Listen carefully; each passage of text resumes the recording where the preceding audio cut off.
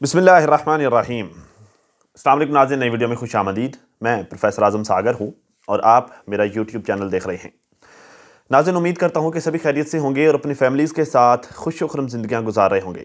अल्लाह ताला यूँ ही सभी को हंसता, मुस्कुराता, खिलखिलाता, खुश और आबाद रखे। माँ और बाप से रिलेटेड नाज़रीन दुनिया में बड़ी थ्योरीज़ पेश की जाती हैं, बड़ी बड़ी किताबें हैं, बड़ी पोइट्री है, बड़ा कलाम है वालदैन की वालदैन के मकाम पर, वालदैन के जज्बात पर, जो कि बच्चों के लिए होते हैं। बच्चों के वालदैन के लिए जज्बात पर बहुत कलाम है, बड़ा लिटरेचर पढ़ा हुआ है, बड़ा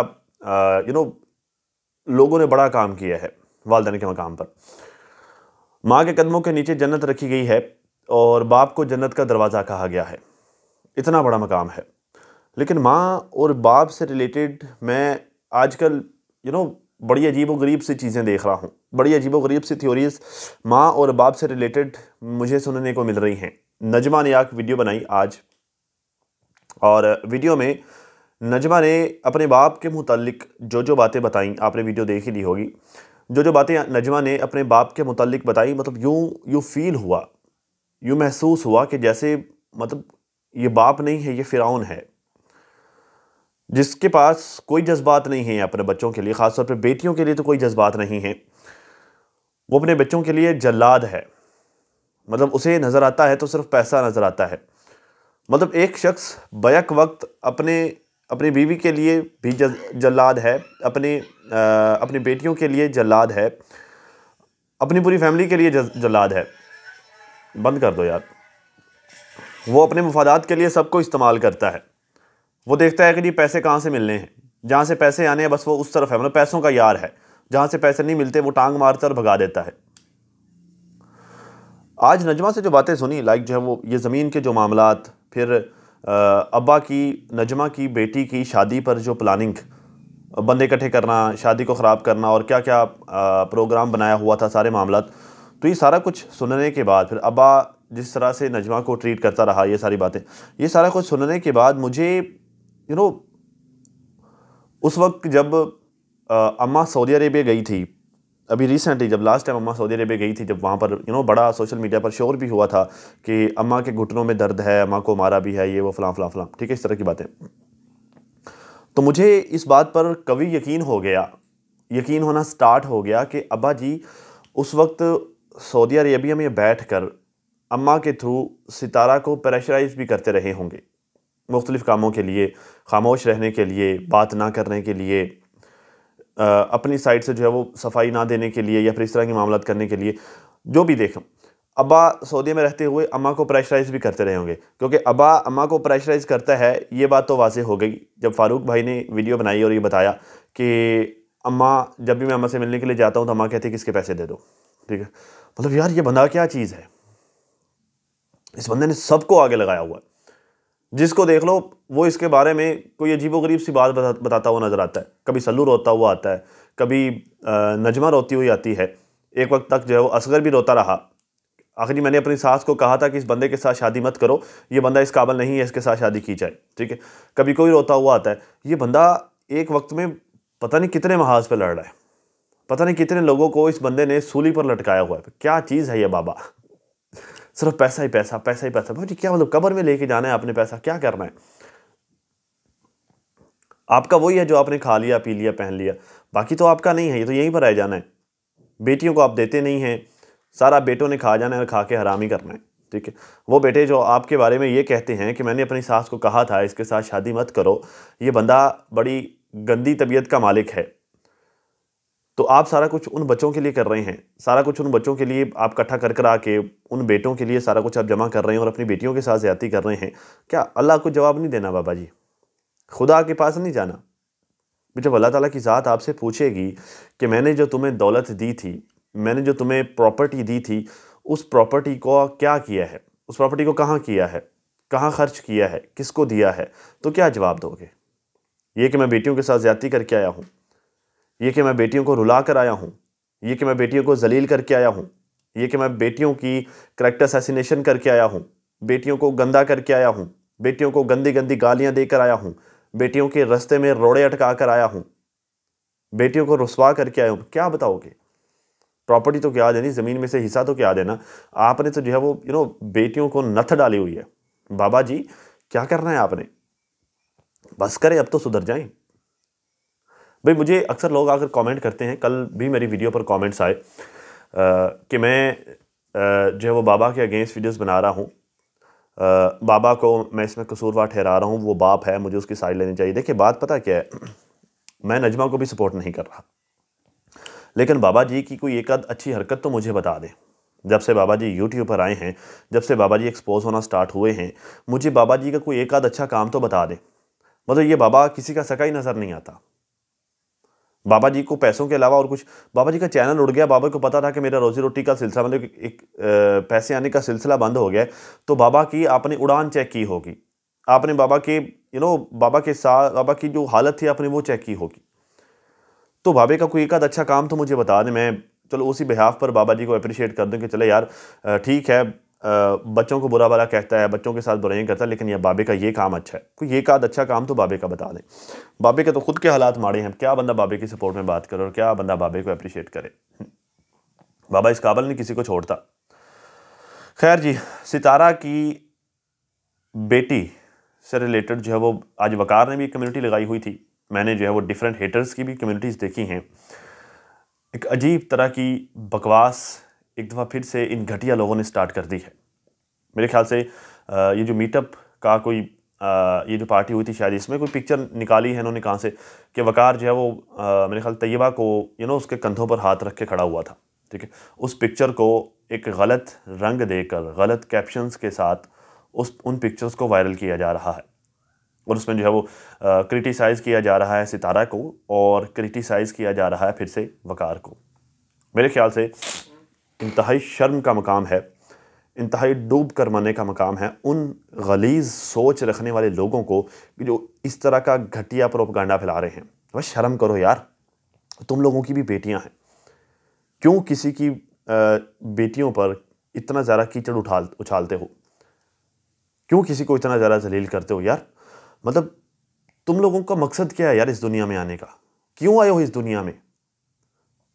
ये गंद करने के लिए तुम लोग दुनिया में आए हो? कितने गंदे लोग हो यार आप। मतलब तुम लोगों को शर्म नहीं आती इन तस्वीर को अपलोड करते हुए, इतना घटिया कैप्शन देते हुए? मतलब यार मैं कहीं पर पढ़ रहा था कि दुनिया में जो गैंगस्टर होते हैं ना, जो गलत काम करने वाले लोग होते हैं, गंदे काम करने वाले लोग होते हैं, डाकू डकैत टाइप के लोग, वो किसी से नहीं डरते। ना वो पुलिस से डरते हैं, ना वो आर्मी से डरते हैं, ना वो कानून से डरते हैं, ना वो पब्लिक से डरते हैं, वो किसी से नहीं डरते। वो डरते हैं तो सिर्फ कैमरे की आंख से डरते हैं कि कैमरा उनको कहीं देख ना ले। ये किन लोगों के लिए है? ये उन लोगों के लिए है कि जो डाकू हैं, बुरे हैं, गंदे काम करने वाले लोग हैं, जो किसी से नहीं डरते, किसी से काबू नहीं आते। ये उन लोगों के लिए है कि वो सिर्फ कैमरे से डरते हैं। वकार में ये सारा कुछ नहीं है। वकार ना तो डाकू है, ना रेपर है, ना गैंगस्टर है, ना कोई घटिया बंदा है, इस तरह का कोई सीन नहीं है वकार का।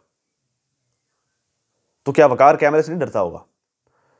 इन केस के चलो आप लोग ये इल्ज़ाम लगा रहे हैं वकार पर और उस मासूम सी बच्ची पर, इन केस के वकार के माइंड में कोई इस तरह की बात थी भी, तो आपको क्या लगता है कि वो कैमरे के सामने मतलब इस तरह की हरकत करेगा? भैया तुम लोगों का दिमाग नहीं है क्या? गोबर भरा हुआ है क्या तुम लोगों के दिमाग में? कुछ भी क्रिएट करके ले आते हो। पर तुम लोगों को जरा सी भी तमीज नहीं है, जरा सा भी तुम लोगों को एहसास नहीं कि यार हमारी बकवास से, हमारे मुंह से निकलने वाले गंद से किसके पर क्या असर होता है, हमारा फेंका हुआ गंद किसके ऊपर जाकर गिरता है, टके की परवाह नहीं है। पता नहीं यार इतने गंदे लोग दुनिया में पैदा क्यों होते हैं? क्या लेने के लिए आते हो तुम लोग दुनिया में? कुछ भी बकवास कर देते हो, घटिया गलीज लोग।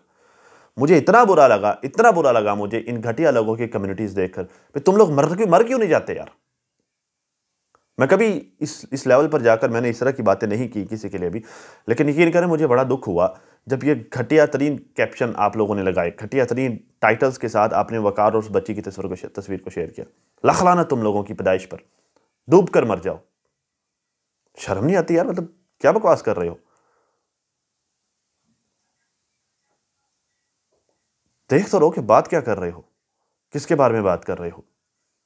वो छोटी सी मासूम सी बच्ची है यार, उसका फ्यूचर पड़ा है आगे, उसने ज़िंदगी गुजारनी है। चलो वकार तो ठीक है, गोली मारो वकार को, उस बच्ची को देख लो।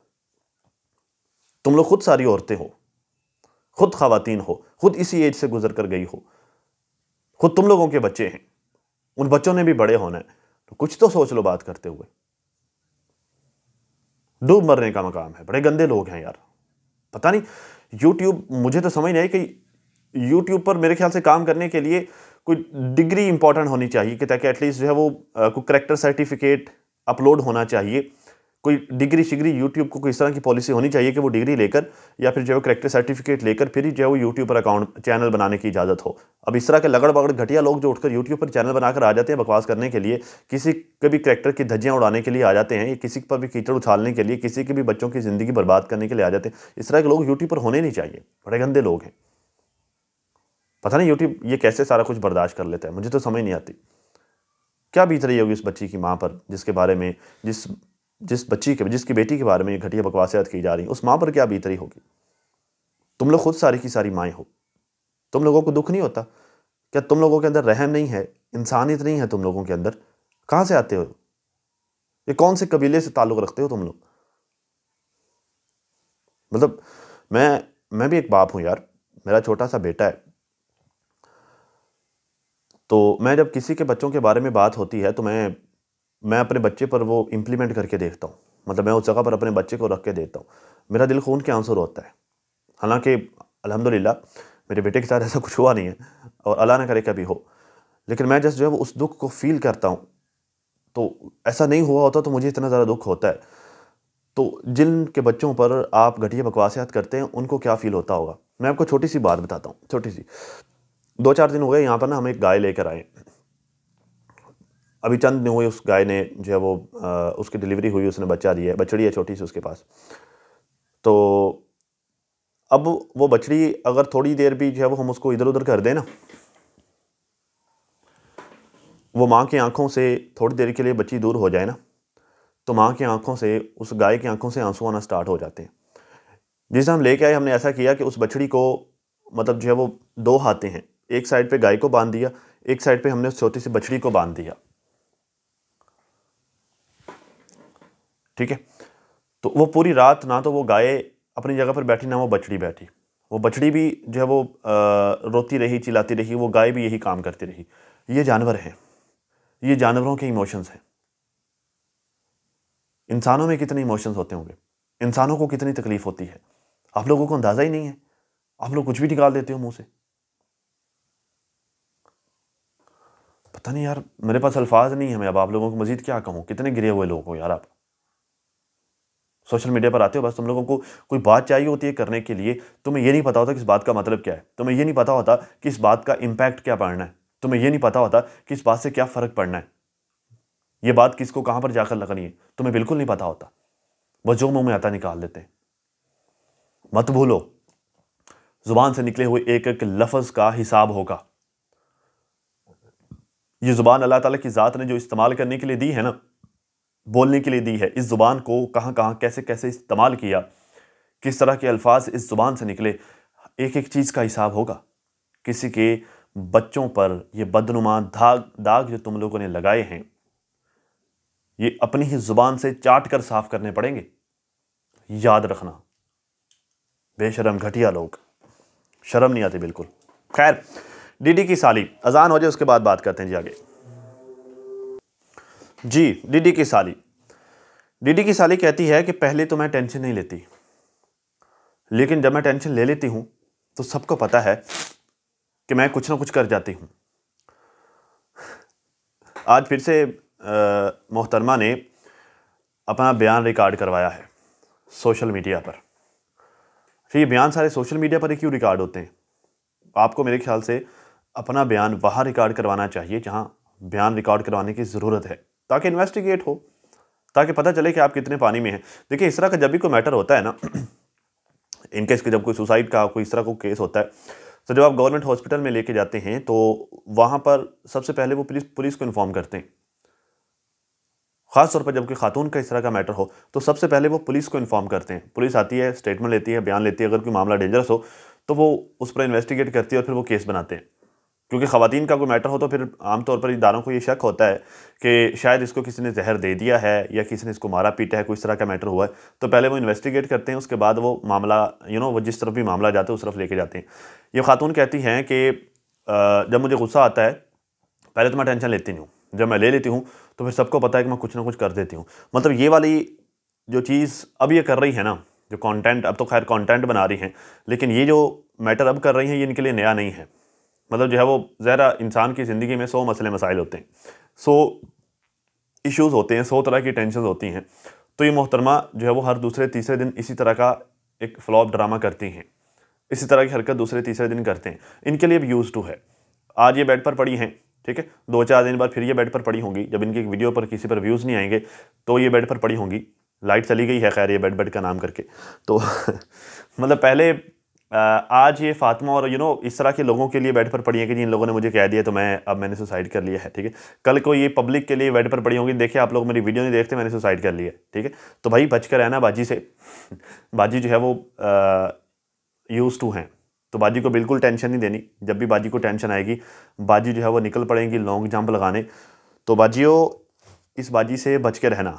अब तक से इतना ही। अपना और अपनी फैमिली का बहुत ज़्यादा ख्याल रखिए और साथ अपनी दुआ में मुझे भी लाजमी याद रखिएगा। मिलते हैं किसी नई वीडियो में, तब तक के लिए अल्लाह हाफिज़।